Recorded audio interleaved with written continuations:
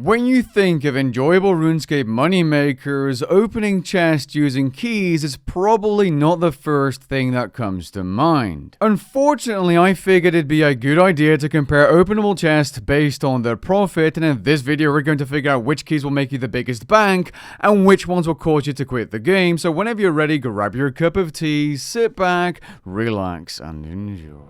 The 4 chests I'll compare in this video are the Muddy, Crystal, Sinister, and most recently released Alchemist chest. Muddy chests are the oldest of the 4, released back in August of 2001 and are located in the center of the lava maze and can be opened with, you guessed it, a muddy key. Now, muddy chests used to be garbage money until the Wilderness Achievement set was released back in 2016, which overhauled the loot, as you can see on screen now. This wasn't the only change to affect muddy chests though, as the Wilderness rework has affected it in different ways, like not being able to use the nearby banking NPC because monsters are aggressive now, essentially rendering these NPCs useless unless you manage to snag them when they're outside of the monster's range. This caused me to go more south and use the NPC near the Necrite Rocks or the Forgotten Cemetery. Now, doing the method itself is very simple. You grab a full inventory of muddy keys and a full Beast of Burden familiar with muddy keys, and you simply spam open them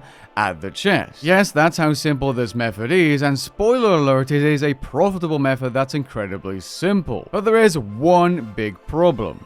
Nowadays, there's a bunch of Ripper demons that reside right next to the chest, and these will attack you, and thus I am actually using a shield, full Crypt Bloom and the Animate Dead spell to not have to use food here. It's worth noting that the drop tables were not changed after the Wilderness rework when these Ripper demons were placed here, so essentially the method was nerfed a little as it became more difficult to open keys. Now, it might not sound like a big issue because, as you can see, the Ripper demons are not attacking me just yet, but once they do, their special attack will start charging up, and at 100% adrenaline in their case, mostly, not always, they will jump and attack you. And if you're opening a chest, you have a kind of like delay and you're not really able to move out of the way. This is perhaps the most frustrating method because not only are you spam clicking keys, which is tedious in itself to make some money, you're getting attacked by one of the strongest Slayer creatures in the game, and you have terrible pathing to this location because it's zigzaggy, you can't really search and bloody dive properly. You have to click through webs, which is quite annoying in itself, which will become better after the new quest because then you can instantly slice them and just walk through. That's the new quest coming tomorrow on Monday, but it's just a massive pain in the ass. And as you can see, the Ripper demons don't always jump straight away when their special bar is full because they still seem to be a little bit bugged, despite now using their special attack, even if you don't attack them first. Essentially, what you do is you use the escape ability, which you should have keybound when you see a jump, and then you wait a few seconds for it to land, maybe just a second or two, because if you surge back while it's still in the air, well, then this will happen, which just, oh man. Oh, and you lose all of your keys, and even if you make it back in time, you are not going to be able to reclaim them. Let's just conclude that this method was better before the Ripper demons arrived. Now, what about the loot? Has that improved? Is it good, and is it worth doing? Well, let's find out. Out of 250 money keys, I was able to get 4.2 million in revenue and a single patch, which I forgot to add in here, and 4 preserved meat. This all sold for 4,136k, and well, considering this took me over 25 minutes, there are better moneymakers in the game, but you'll be seeing that in the final breakdown. Next up in the lineup, we have the Crystal Keys, which can open both the Crystal Chest inside Perfidinas and in Tavily, with the Tavily one being better profit per key based on a quick look on the RuneScape wiki. The drops that do make you profit here may be slightly lower than the salvage you sometimes get in Priv, but you are getting far more money when you get the runes drop, as that is worth near 200k GP, and you do see them quite often. If you want to get corrupted ore though, Priv chests might be the better choice, but it seems that the profit per key from the Tavily chest is much higher, and thus I did 250 crystal keys in Tavily. The method I used was selling noted crystal keys to the shop where you do have a chance of losing one every few minutes or so, but overall it's much faster because you don't need to bank. You buy them back, you fill your familiar, you fill your inventory, and you go straight back to opening those keys. Doing this method will allow you to open over 2,000 keys per hour, which is incredibly fast compared to the money keys. And let's just go ahead and have a look at the profit or loot, shall we? As you can see, quite the loot table. We have a bunch of seeds, runes, uncut gems, a couple of stone spirits, some salvage, quite a diverse loot table. And if you're wondering, no, I wasn't lucky enough to get any dragonstone pieces as they are very, very rare, but that doesn't really matter. The majority of your profit is going to come from those uncut dragonstones and runes. Now, I managed to sell all of this for around 8 million GP, and no, I was not able to sell the papaya seeds as they weren't even selling for 1 GPE. Considering that this took me only around 7 minutes, well, slightly over 7 minutes, the amount of revenue we got is actually quite impressive. We'll be covering the net profit at the end of this video. Let's move on to the next key by release order,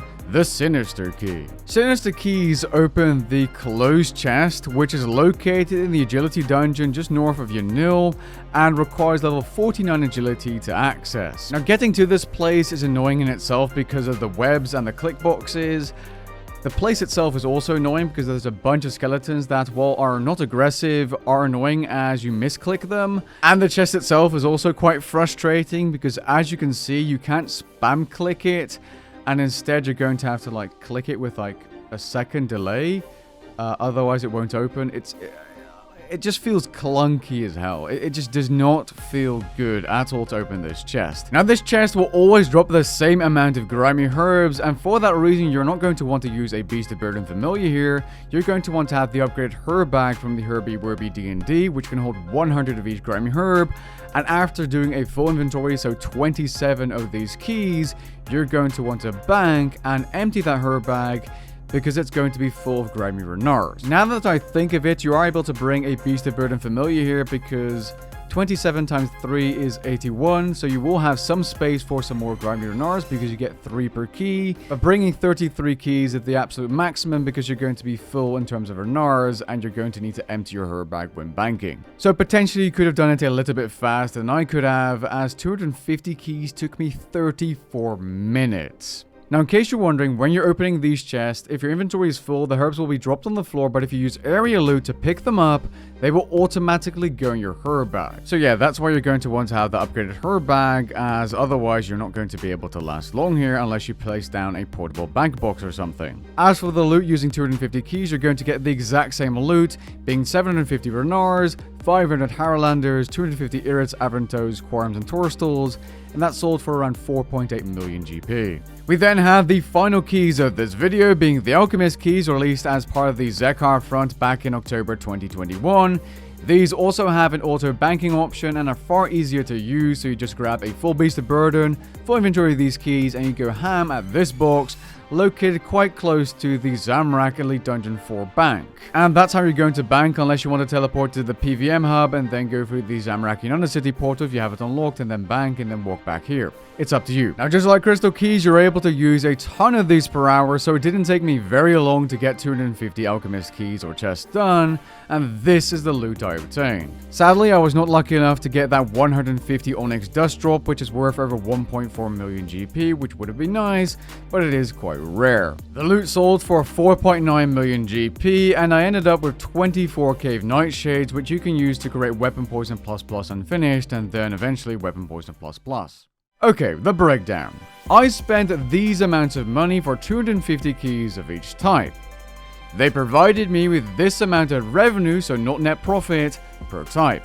The crystal keys giving me the most revenue, but also being the most expensive. The crystal keys also happen to be the highest net profit per key, with the money keys coming in a surprisingly close second place. However, because money keys took so long to open up, including my dev time, not including my dev cost, the profit per hour of those money keys is significantly lower than the crystal keys. But it still wasn't as low as the Sinister keys profit per hour, which was absolutely terrible at only 4.9 million GP. So the conclusion of this video is the more enjoyable keys to open, even though still quite boring, are the most profitable, being the Crystal and Alchemist keys. There is one major difference between these two keys though, and that is the buy limit per 4 hours being 100 for Crystal keys and 1000 for Alchemist keys. This isn't accounting for you being able to buy the parts that can be combined into a Crystal key, being the loop and tooth half of a key, which would bump that up to 200 for every 4 hours or 1200 per day, but 6000 per day from the Alchemist keys is just significantly more, which would allow you to do this method for longer if you wanted to. But yeah, with that being said, I hope you guys enjoyed this video and found it interesting, and if you did, be sure to leave a like down below and consider subscribing, and I'll catch you guys in the next one. Peace.